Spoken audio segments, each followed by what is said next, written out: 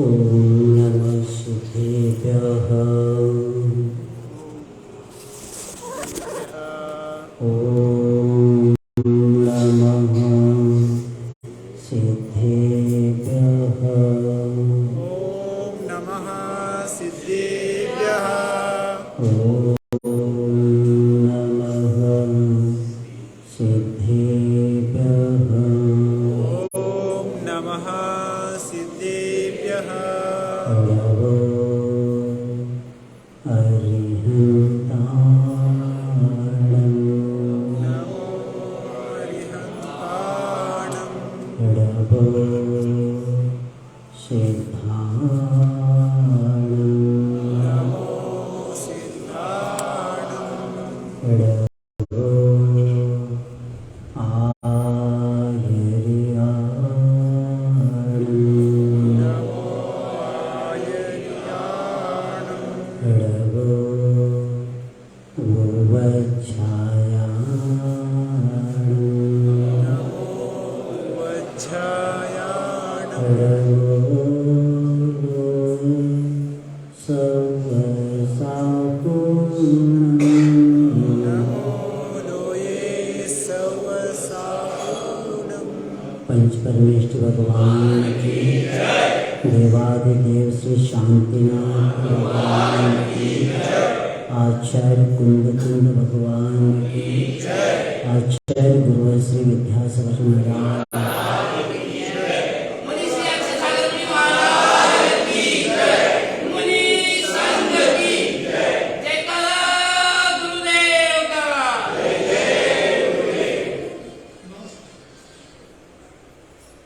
धर्म सर्व सुखाकुरु हितकरो धर्मं मुदा चिन्वते धर्मे देव नमे तस्मै धर्माय तस्मै नमः।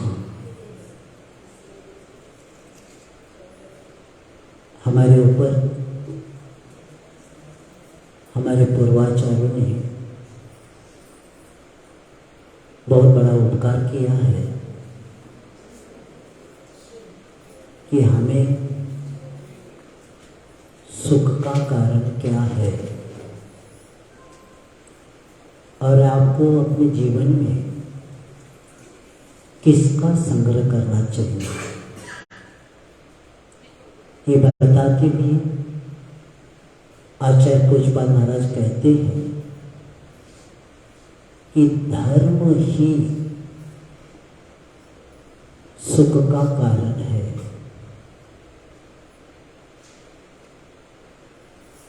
और हित करने वाला संसार में धर्म ही है। और बुद्धिमान लोगों के लिए बताया है कि आपको धर्म का संग्रह करना चाहिए। क्यों करना चाहिए? यही हमें अंतिम शाश्वत सुख को प्राप्त कराने वाला है। इसीलिए मैं धर्माय तस्मै नमः, ऐसे धर्म को मैं क्या करता हूँ? नमस्कार करता हूँ। हम लोगों ने कौन सा पुण्य किया था क्या पता कि हमें उन्मार्ग में जन्म से ही सन्मार्ग मिला है। क्योंकि चतुर्गति में भटकने वाला जीव क्या क्या स्थिति है उसकी, देवगति में जाने वाला जीव वहां जाकर विषयों में लिप्त रहता, विषय चाह दावान हृदय, सदा विषयों में देवगति जाते ही उत्पाद जन्म हो जाता है और पूरा जीवन विषयों में चला जाता। आचार्य से बार कह रहे थे, देवास चतुर्निकाया तत्व सूत्र के 10 लक्षण में आचार्य जी कह रहे थे असंयम की दुर्गंधि सदा रहती। क्या शब्द रखा देवगति के साथ? असंयम की दुर्गंधि सदा रहती उनके जीवन में। और इतना समय चला जाता है, बाद में ज्ञात होता है कि 6 महीने बच गया। तब तक सोचने के लिए सब। तो ऐसे विषयासक्त जीवन निकाला जाता है देवगति में। और नरकों में कौन वर्णन करेगा? प्रत्येक गति के दुखों का वर्णन आप लोगों ने छड़ाना में पढ़ के आए हैं। और इससे ज्यादा चाहिए तो सिद्धांत सार ग्रंथ में और देख लेना। दुखों का वर्णन नरक का इतना भयानक है। और ऐसे चारों गतियों में दुख बताया। अनेक संसार में आना भी दुख का कारण है। आचार्य महाराज कह रहे थे रिवर्स में आना गाड़ी। कहाँ आना गाड़ी? रिवर्स में। तो जन्म लेना ने रिवर्स में ही गाड़ी है हमारे। तो वहां उस नरक के दुख को और तिरेंच दुख कोटि जीवते जात न बने। कोटि जीवाओं के द्वारा भी हम वर्णन पूर्ण नहीं कर सकते। तो आचार्य कहते हैं देवगति में विषयासक्त हुए, तिरेंच में अज्ञानता रही, नरक में दुख वेदना को सहन किया, एक मनुष्य गति के। और इसी गति से ही कल्याण होने वाला है। क्योंकि अन्य गति में भी धर्म पालन कर सकते, लेकिन सीमा तक होता है। देवगति में चतुर्गुण स्थान आता है, उसके ऊपर कितने भी सागरोपम आयु तक धर्म की चर्चा करने वाला भी कुछ नहीं कर सकता। चर्चा ही विषय है, चर्या विषय उसका नहीं है। क्योंकि चर्चा से आत्मा का कल्याण नहीं होता, आचरण से, चर्या से होता है। जब समय सार इंदौर में पढ़ा रहे थे, आचार्य महाराज बता रहे थे देवगति में वही चर्चा नहीं होती, नई चर्चा होती है। और सागरोपम आयु तक चर्चा होती है, तो भी संयम को प्राप्त नहीं कर सकते। तो ऐसे उस देव गति को, और ये सब तीनों गति और तिरेंच भी 5 गुणस्थान के ऊपर नहीं जाता। और देव नरक गति में भी 4 गुणस्थान से ऊपर नहीं जाता। लेकिन मनुष्य का ऐसा है, पहले गुणस्थान से 14 गुणस्थान को भी पार कर सकता। तो ऐसे धर्म योग्य ये अपने वर्तमान का पर्याय हमें मिला है, और इतने पुण्य से मिला है। सदुपयोग क्या करना, ये प्रत्येक जीव का विषय है। कितना हम सदुपयोग करते हैं और कितना दुरुपयोग करते हैं, ये खुद को सबको पता ही है। तो ऐसे 4 गति को बता के आचार्य पुष्पा महाराज कहते हैं कि अगर सुख चाहिए तो आपको धर्म के बिना सुख नहीं मिलेगा, और इसी के द्वारा हित होने वाला है, और इसी का संग्रह आपको करना पड़ेगा। और ऐसे सुख को देने वाला यह धर्म हमें बहुत पुण्य से मिला है, क्योंकि धर्म शब्द ही बताता है, धरती की धर्म, जो हमें उच्च जगत पहुंचा देता है, उसको धर्म बोलते हैं।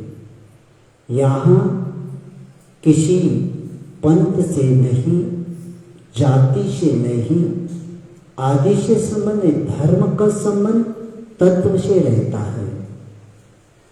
धर्म करते समय तत्व का आधार लेना पड़ता है।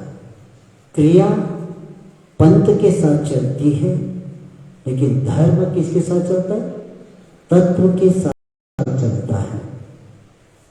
और इस तत्व को समझने के लिए हमें स्वाध्याय ही करना पड़ेगा, क्योंकि ऐसा धर्म है कि इसी धर्म से अभी जितनी भी आत्मा से परमात्मा बनी है, तो धर्म आज का अपना विषय। तो धर्म की व्याख्या, वस्तु के स्वभाव को धर्म कहते हैं, दश लक्षण को धर्म कहते हैं, चारित्र को धर्म कहते हैं, अहिंसा परम धर्म को भी धर्म कहते हैं। लेकिन धर्म शब्द इतना महत्वपूर्ण है क्योंकि इसी के द्वारा कर्मों की निर्जरा होने वाली है। धर्म का आधार कर्म निर्मूलन। धर्म का आधार क्या है? कर्म निर्मूलन।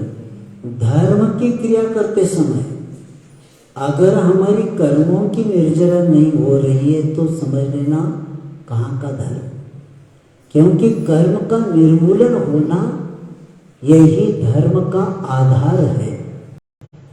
और दुख का कारण कर्म है, सुख का कारण धर्म है।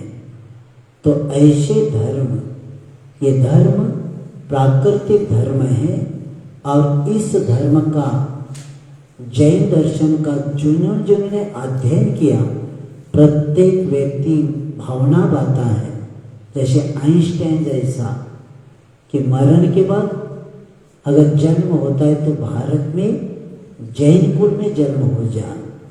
और बर्नार्ड शॉ का तो प्रसंग इतना सुंदर है कि जब हिंदुस्तान टाइम्स के संपादक देवदास गांधी विदेश गए थे, तब बर्नार्ड शॉ को पूछा, आप भारत आए थे, आपको सबसे अच्छा धर्म कौन सा लगा? तो जैन शब्द का जो उल्लेख किया तो उन्होंने पूछा कि इतने बड़ा भारत है, इतने धर्म, यही अच्छा क्यों लगा? उनका एक ही सेंटेंस है कि आत्मा का पूर्ण विकास करने वाला कोई धर्म है तो ऐसे इस धर्म के द्वारा ही हमें आगे बढ़ना है, क्योंकि पंचम काल के अंत में हम चल रहे हैं। भौतिकता की चकाचौंध बढ़ती जा रही है। जिस तरह अंधकार पड़ने के बाद रास्ता मालूम नहीं होता, तो उसी तरह अभी मिथ्यात्व का वातावरण इतना बनता जा रहा है, क्योंकि धर्म का ह्रास, धर्म तो धर्म है, लेकिन चमत्कार को नमस्कार, स्वाध्याय की कमी और रागी की उपासना, इसी के कारण जैन धर्म का क्या हो रहा है? ह्रास हो। जितने लोग धर्म, मैं उत्तर पुराण पढ़ रहा था, कौन से तीर्थ में याद नहीं आ रहा है, वहां लिखा है कि उस राजा के राज्य में एक भी मिथ्या दृष्टि नहीं था। क्या पढ़ के ऐसा लगा, उस राजा के राज्य में सब सम्यक दृष्टि थी। ये पढ़ने के बाद लगता है कैसा वो राजा राज करता होगा और क्या सम्यक दर्शन का महत्व जाना होगा। यानी उसके राज्य में, गांव में नहीं, धुले में नहीं, पूरे राज्य में सब समय दृष्टि। ये पढ़ने के बाद लगा कितने पुण्यवान है वो लोग कि सब जय जिनेन्द्र एक दूसरे को करने वाले, वंदना करने वाले और शिव वितरा की आराधना करने वाले। क्योंकि धर्म का प्रारंभ कहाँ से होता है? श्रद्धा। श्रद्धान के बिना लक्ष्य नहीं बनता, और श्रद्धा तब बनता है जब सत्य सामने हो तो ही श्रद्धा बनता है। असत्य के भाव श्रद्धा बन सकता है, लेकिन वो मिथ्या श्रद्धा बनेगा। सम्यक श्रद्धा क्या हमें लक्ष्य को विचलित नहीं करता, क्योंकि श्रद्धा इतना महत्वपूर्ण है, क्योंकि केंद्र बिंदु है हमारा श्रद्धा। श्रद्धा हो तो हमारा धर्म प्रारंभ हो जाएगा। इसलिए ज्ञानार्णव में आचार्य शिवचंद्र कहते हैं कि धर्म का प्रारंभ कहाँ से होता है? श्रद्धा समीचीन बनने के बाद ही सम्यक दर्शन हो जाता है। तत्वा श्रद्धानम सम्यक दर्शन, श्रद्धाना परमार्थाना माप्तागम तपोकृता। श्रद्धा होना चाहिए, कैसा? परमार्थ होना चाहिए, काल्पनिक नहीं होना चाहिए। क्योंकि परमार्थ से संबंध, जिनकी हम वंदना करेंगे वो किससे संबंध होना चाहिए? परमार्थ से संबंध होना चाहिए। जिस गुरु के पास जाते हैं वो गुरु किससे संबंधित होना चाहिए? प्रपंच से नहीं। किससे संबंधित होना चाहिए? परमार्थ से संबंधित होना चाहिए। और जिस शास्त्र को सुनते हैं वह शास्त्र भी हमें परमार्थ की ओर लेके जाना वाला चाहिए। तब जाकर वे सम्यक दर्शन के बारे में आचार्य ज्ञानार्णवकार कहते हैं कि अतुल सुख निदानम सर्व कल्याण बीजम जननी जननी पोतम भव्य सत्वेक पात्रम दुरित दलकुटारम विश्व तत्वम। और अंत में एक शब्द आया है कि विजित पक्षम सुधांगो, ऐसा अंतिम कुछ शब्द आता है। उसका अर्थ ये बताते कि अतुल सुखान, सुख की खान सम्यक दर्शन है। और आगे शब्द कौन सा है कि सर्व कल्याण बीजम, कल्याण का अगर बीज कोई संसार में है वह सम्यक दर्शन है। बीज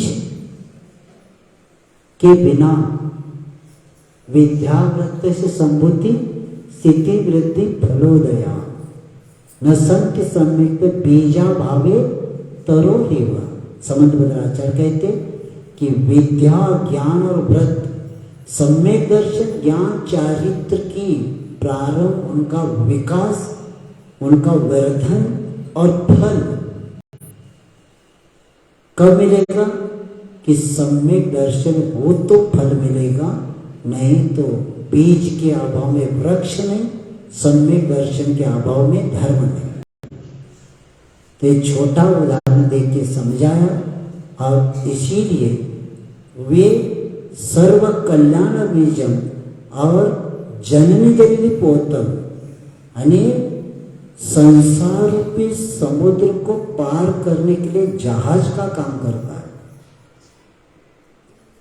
अनंत काल से हमारी नाव डूबती आ गई। क्यों आ गई? क्योंकि हमने हमारा नाव मोक्ष का लक्ष्य है और नाविक सम्यक दर्शन है। तब जाकर हमारी यात्रा पूर्ण हो सकती। तो ऐसे उस तत्व को बता के यहाँ बताया जा रहा है कौन पात्र है सर? भव्य सत्वेक पात्र।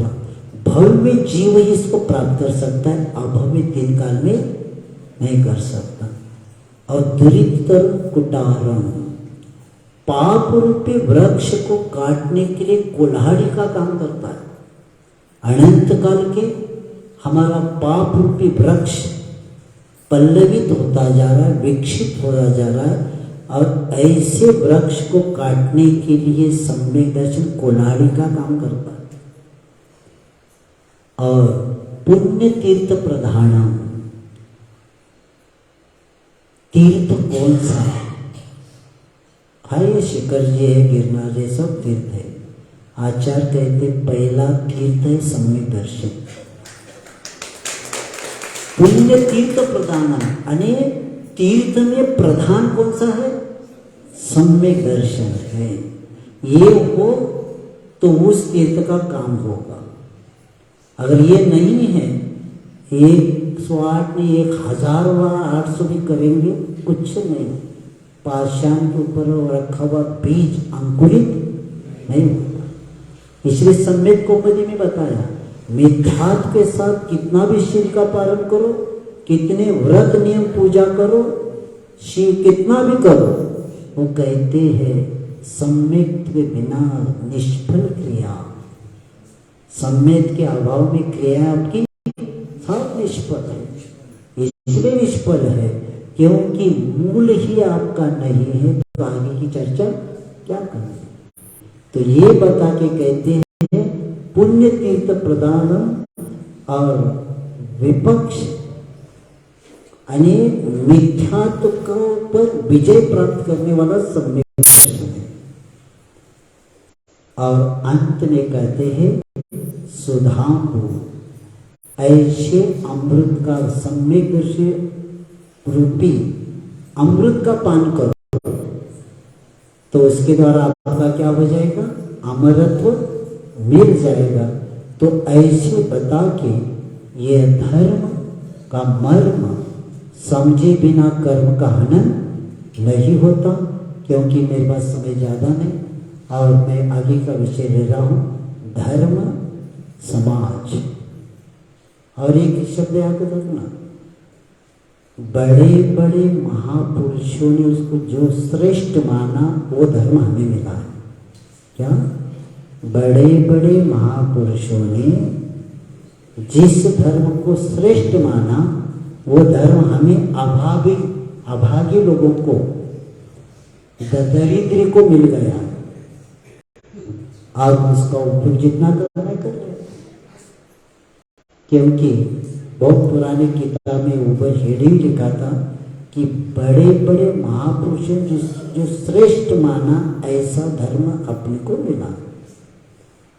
इसलिए आचार्य कुंतदेव कहते मोक्ष पौड़ में सब वर्णन होने के बाद अंत में मोक्ष पौड़ में कहते भैया मैंने तो बताया सम्यक दर्शन का महत्व, जितने सिद्ध हुए हैं, हो रहे हैं और होंगे, इसी से होंगे।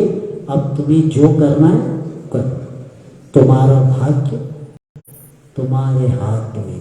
तो इस तरह आज धर्म और दूसरा समाज, पुरुष गतिशील और स्त्री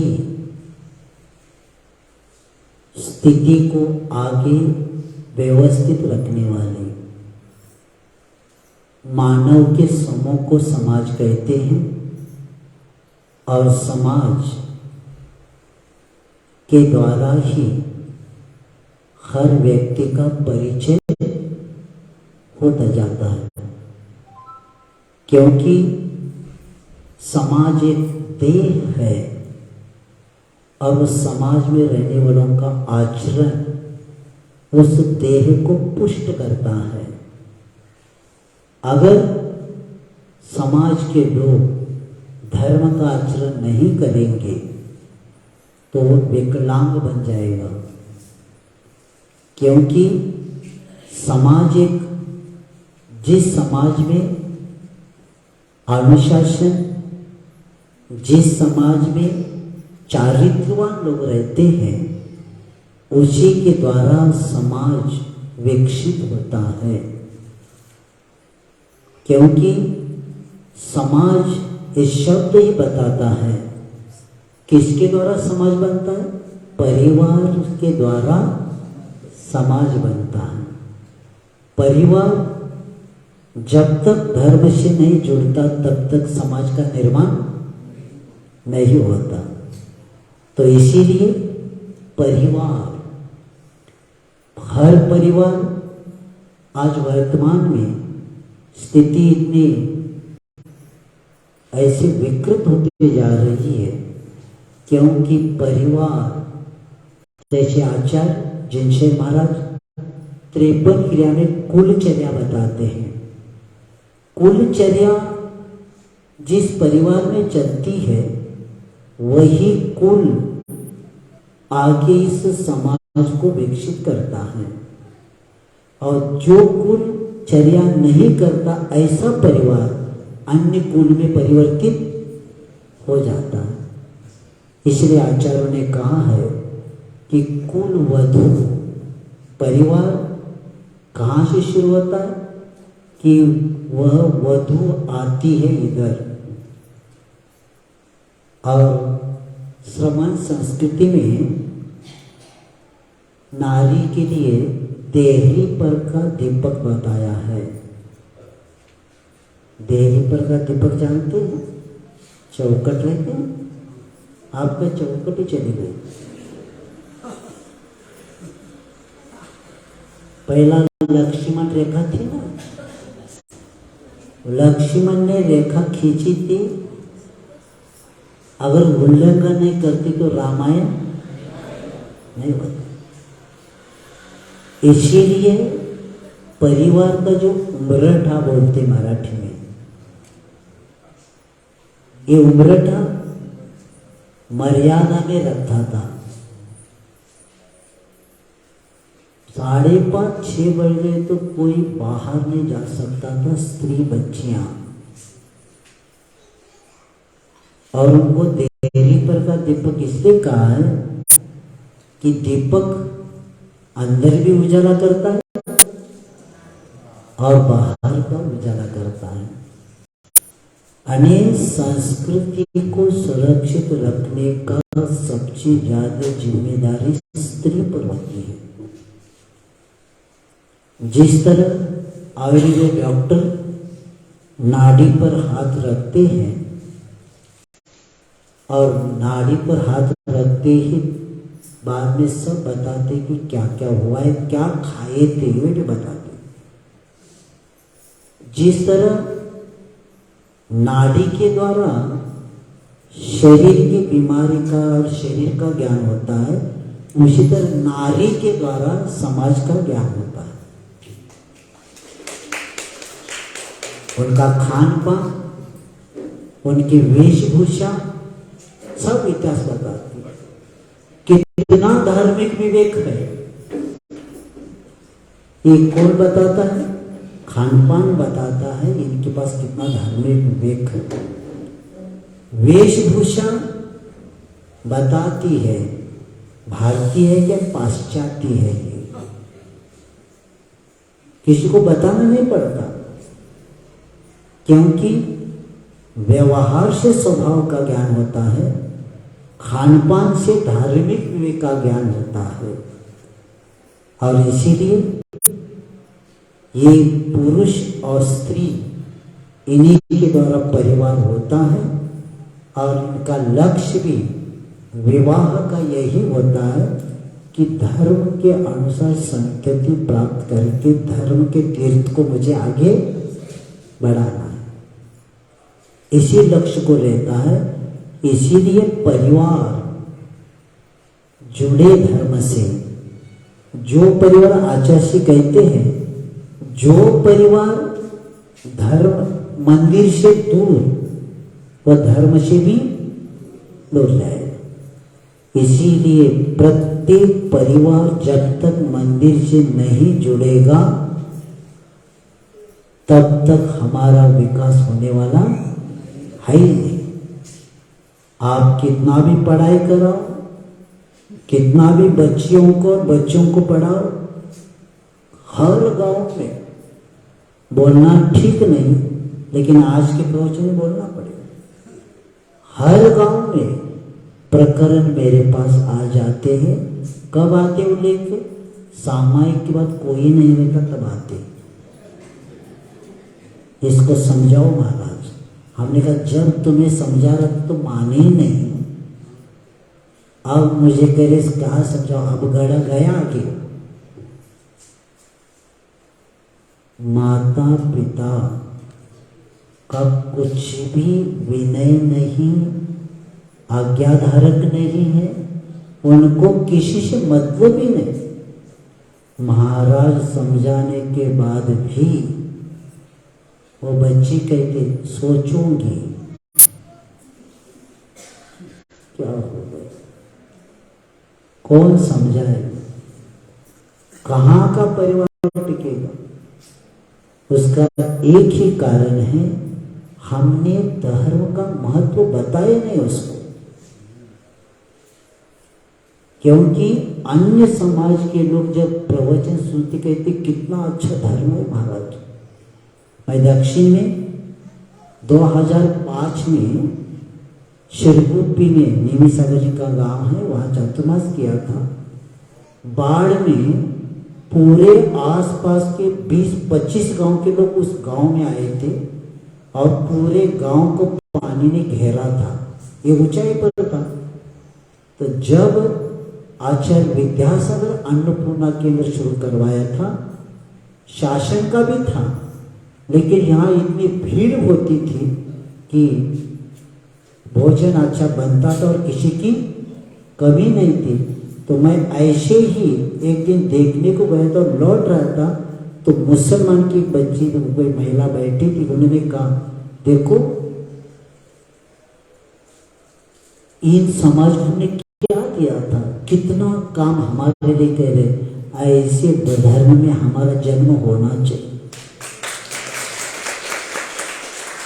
क्योंकि मानवता जब आती है तो जैन समाज आगे हो ही जाता है। तो जब अन्य समाज के लोग 1-2 घंटे जब मिलने के बाद भाव ऐसे कर सकते हैं, तो हमारे बच्चे भाव ऐसा क्यों नहीं करते? उसका एक ही कारण है, हमें पढ़ाई की चिंता है। बच्चों को इतना पढ़ाया, भोजन बनाना नहीं आता। आगे जाकर साधु की चर्या और बौद्ध ग्रंथ ने बताया है, जिस गांव में आर्यंत भगवान की अभिषेक, मुनि की चर्या और वृद्धों का सम्मान नहीं होता, वह कुल व समाज समाप्त होने वाले हैं। क्योंकि टिकाने वाला यही है। और आप भी शांति निगर में सावधान हो जाना, क्योंकि यहाँ भी साधु आना बंद हो जाएंगे तो शांति नगर में अशांति का वातावरण बन जाएगा। आपका पैसे की सुरक्षा नहीं, संपत्ति की नहीं, संतति की रक्षा करना पड़ेगा। और उसके लिए परिवार को, धर्म को जोड़ना ही पड़ेगा, तब हमारा समाज का विकास होने वाला। लेकिन हम ही पहला कहते, बच्चे से पहले नहीं, उसको ट्यूशन रहता है।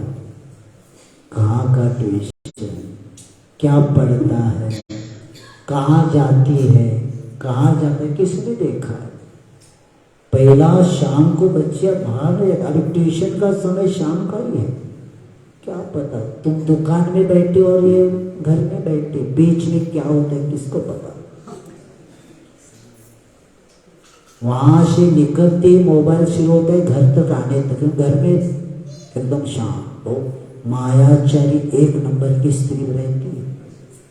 आप विश्वास नहीं रखते उसके ऊपर कि नहीं हमारे जैसे बच्चे कोई नहीं। ऐसे कई बच्चे को आज मुझे विश्वास दिलाया था, हमने संकेत किया था, माना नहीं, और जब भाग गई तो मेरे पास रोने लगा। हमने हो गया काम तुम्हारा। इसलिए विश्वास, क्योंकि प्रवचन सार में आया है, क्या है, केवल ज्ञानी भव्य जीव आते ही उपदेश करते जैसे स्त्री का स्वभाव मायाचार होता है। क्या ये स्वभाव है किसका? स्त्री का जैसे मायाचार स्वभाव है, वैसे भगवान का भव्य जीव आने के बाद वाणी ये उदाहरण बताया। अब इसमें कुछ है ही नहीं, बचा ही नहीं, क्या बचा? तो इसीलिए परिवार हमारा जब तक धर्म से नहीं जुड़ेगा तब तक सुख का साधन मिलेगा ही नहीं। कितने लोग पढ़ रहे हैं, कितने लोग पढ़ने को गए वापिस आए परेशान है।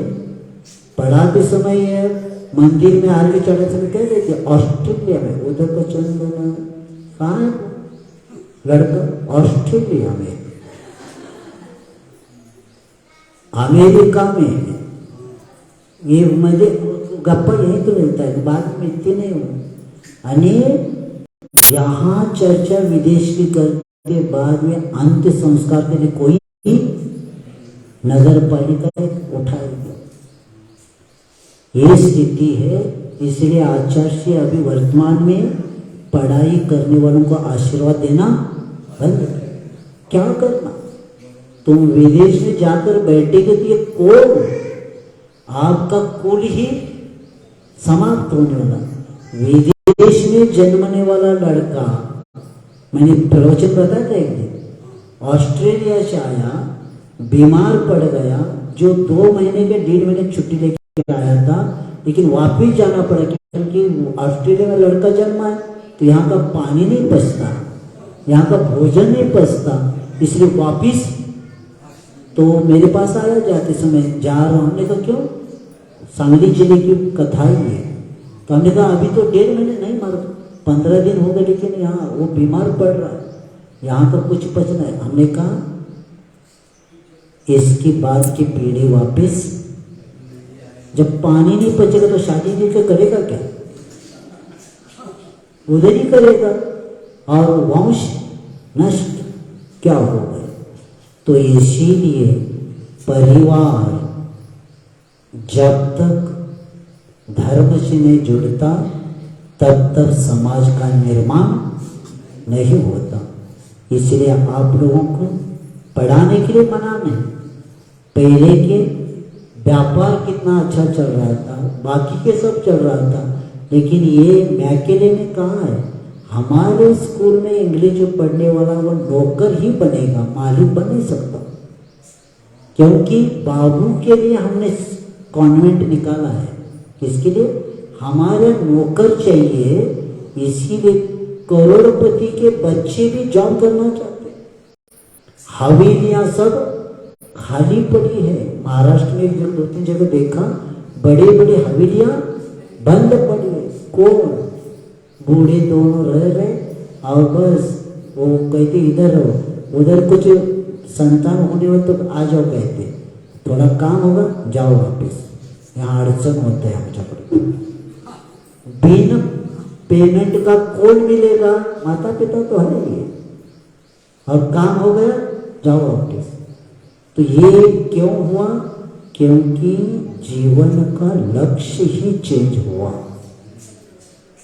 भौतिकता, धन संग्रह, धन के द्वारा कुछ करना चाहते। मैंने इसके पहले भी बताया था, 1923 का एक प्रसंग बताया था। विश्व में 8 लोग श्रीमंत थे और 8 लोग इतने पैसा था कि अमेरिका सरकार के पास भी इतना पैसा नहीं था। एक पेट्रोलियम वाला था, एक माचिस वाला था, एक अलग अलग बड़े बड़े लोग थे। लेकिन अंत कैसा हुआ? लेखक लिखता है कि इनका कोई पागल हो गया, कोई जेल चला गया, किसी ने आत्महत्या किया। ये सब लेकर कहता है इनको पैसे कमाने की कला थी, लेकिन जीने की कला, और जीने की कला धर्म के बिना। जैन किसको कहते हैं?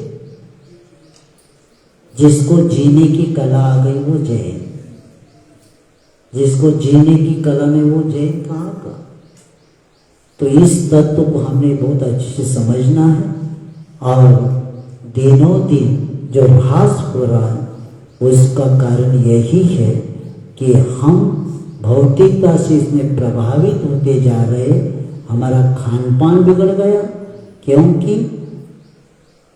मैंने आदिनाथ भगवान की जयंती भी बताया था, जीवा और मन के ऊपर कुसंस्कार पड़ रहे हैं।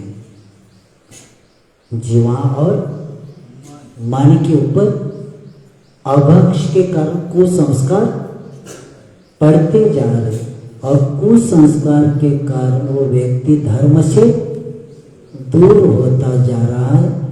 अब इसीलिए हमें इस तत्व को बहुत अच्छे से समझना है, और परिवार की सुरक्षा हमें करना है।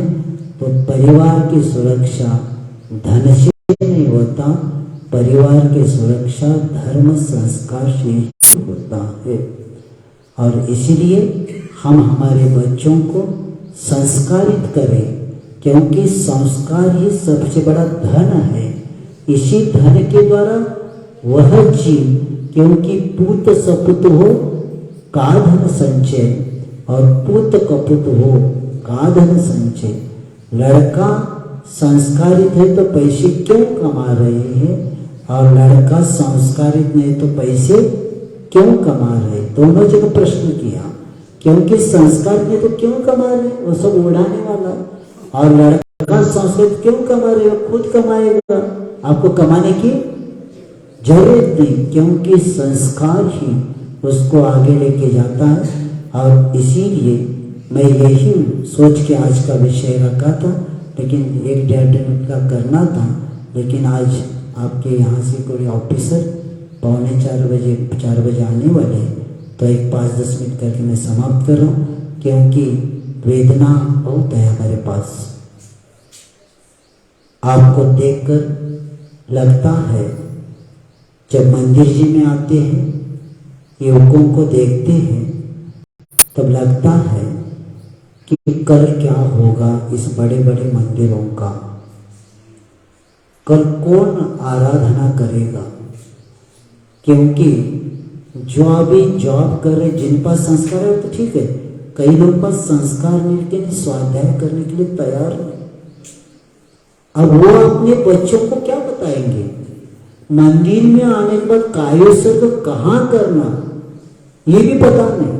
मैंने 3-4 दिन पूर्व ये बुजुर्ग हमारे जितने लोगों के सामने रखा कि वीतराग भगवान के सामने कायोत्सर्ग नहीं करते। 3-4 बार देखा तो उस लड़की को हमने कहा स्वाध्याय करो, उसको कई बार कहा स्वाध्याय करो, नहीं करेंगे महाराज। अरे भैया, हमने कहा पंच परमेष्टि के सामने कायोत्सर्ग होता है, कहाँ रागी के सामने कायोत्सर्ग करेंगे? जो उस क्लास के लिए उनके सामने क्यों खड़े हैं, कहाँ दर्शन करना, इसका विवेक नहीं है, तो अपने बच्चों को क्या बताएंगे? अक्षर क्यों रखना, किसके सामने किसका रखना? रागी के सामने भी रखकर चंद्र दिखा रहे, क्या कह रहा हूं? रागी के सामने अक्षत रखकर क्या किया जा रहा है? सिद्धशिला। कौन सिद्धशिला? सिद्धशिला में कौन गए, ये भी पता नहीं।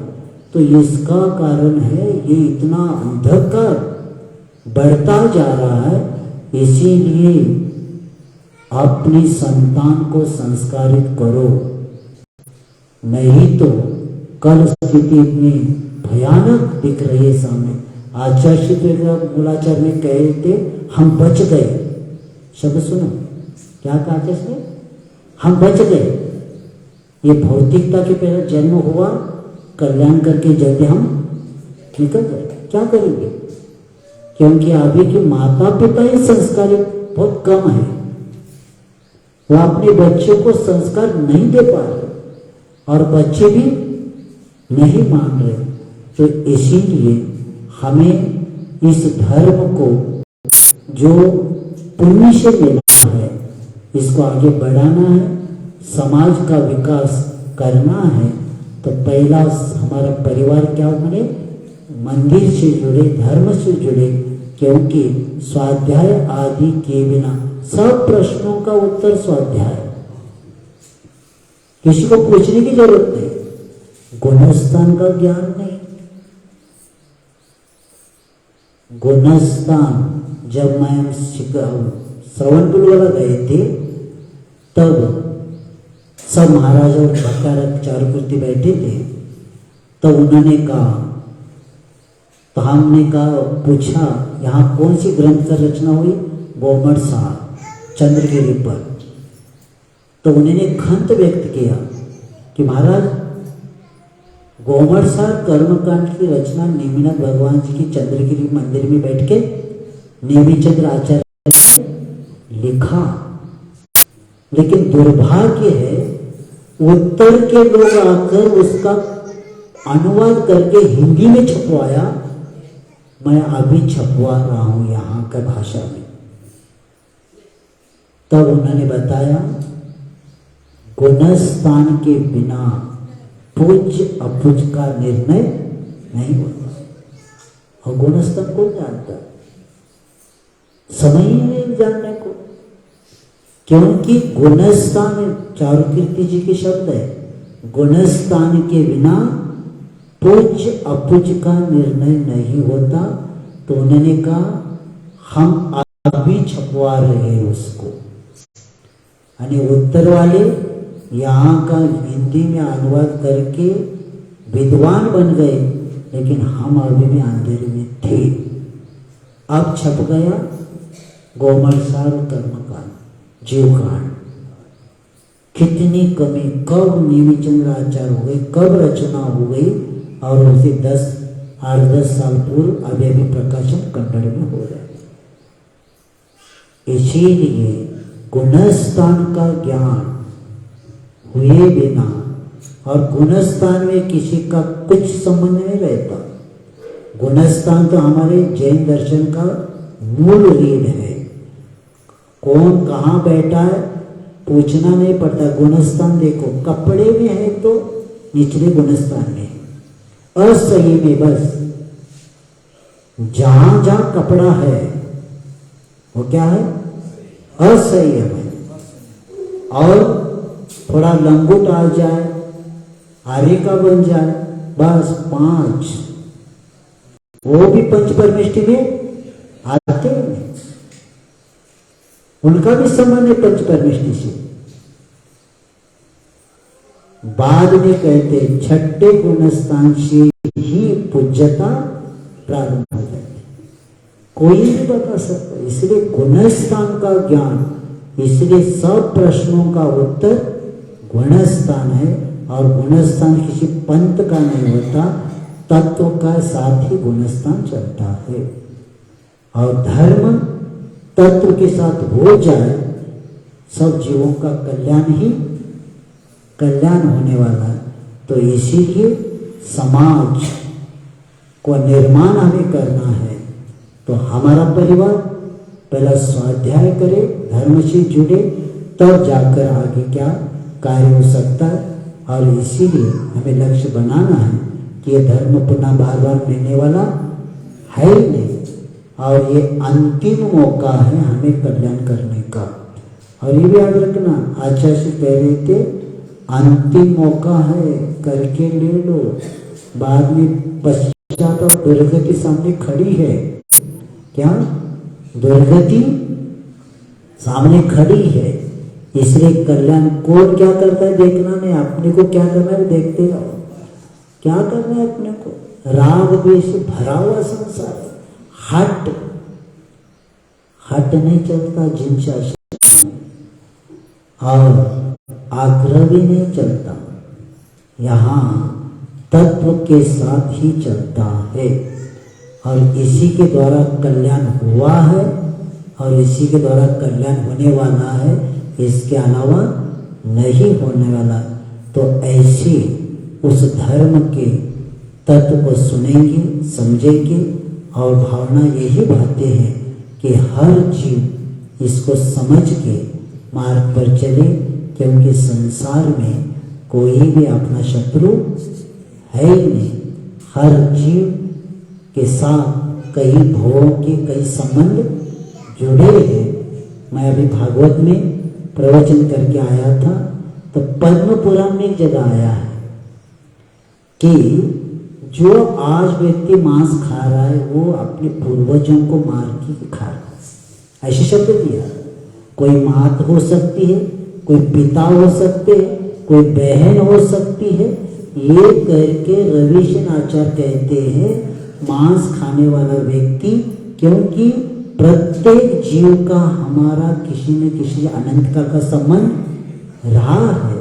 तो उसी तरह प्रत्येक जीव का हमारा, एक दिन आचार्य जी कह रहे थे, जैसे हमें बैठे ना निगोद में, कई बार ऐसे बैठे होंगे पास पास, एक भाव ऐसा नहीं है कि जीव का संबंध नहीं रहा। इसीलिए प्राणी मात्र के कल्याण की भावना भाना वाला ही तीर्थंकर प्रकृति का बंद करता है। क्यों करता है? अभाव की भी कल्याण की भावना रहता है तब उनका कल्याण होता है। जब अभाव की कल्याण की भावना होते काम होता है तो हम भी क्यों भाई ने, सब हमारे भाई है, बहनें हैं, माताएं हैं। बस लगता है कि सबको सदमार्ग पर चले और कल्याण करके ले ले, क्योंकि कौन कहाँ तक साथ देगा, कौन कहाँ तक साथ देगा और कौन किसका है नहीं। क्योंकि इसलिए आचार्य कहते कि को हम के द्रिगुण किम प्राप्य किम निमित्त का इत्यो प्रत्युमुचे 10 स्थाने मध्य भवे। आचार्य कहते हैं सुबह उठने के बाद 3-4 प्रश्न उठना चाहिए। को हम, मैं कौन हूँ, मेरे गुण क्या है, मैं कहाँ से आया हूँ, किस निमित्त से आया हूँ। एक 3-4 प्रश्न उठने के बाद ही वो नमार्ग से बचकर सन्मार्ग में रह सकते। अगर इसका चिंतन नहीं करेंगे उठने के बाद तो भटक जाएंगे। और इसीलिए हमारे सामने जिनवानी माँ एक ऐसी है कि भगवान तो नहीं है, लेकिन भगवान की वाणी है और इसी वाणी के द्वारा हमें आगे बढ़ना है और सत्य को प्राप्त करके सत्य ही हमारा लक्ष्य बने। क्योंकि सम्यक दर्शन जिसके पास होता है वही सत्य की ओर जाता है। क्योंकि यदि यह प्रत्यनिकानि भवन्ति भवपद्धति, यानी इससे उल्टा मिथ्या दर्शन, मिथ्या ज्ञान, मिथ्या चारित्र हमारे संसार को बढ़ाने वाले मार्ग है। तो ऐसे मार्ग को बचकर हम संसार, क्योंकि समय आपका हो गया, 1 घंटा हो गया, इतना ही याद रखेंगे। क्योंकि भावना भाई 3 लोगों ने कुछ तो भी आज थोड़ा सा काम होने कारण, और इसके पहले भी चर्चा हुई थी कि क्लास के बारे में, लेकिन हमें भी थोड़ा सा सोचना पड़ेगा क्योंकि समय हमारे पास में कम है। तो भी अभी 2-3 कुछ चर्चा हुई तो आगे हम उसके बारे में सोचेंगे। लेकिन इतना ही याद रखेंगे कि हम ऐसे धर्म में जन्मे हैं, हमारा हर दिन नया दिन है और हर दिन हमारा कर्म की निर्जरा के लिए काम पड़े और आप भी अपने जीवन को उज्जवल बना के शाश्वत सुख को प्राप्त करेंगे। अहिंसा परम धर्म की जावाने के ज्ञान से सुजय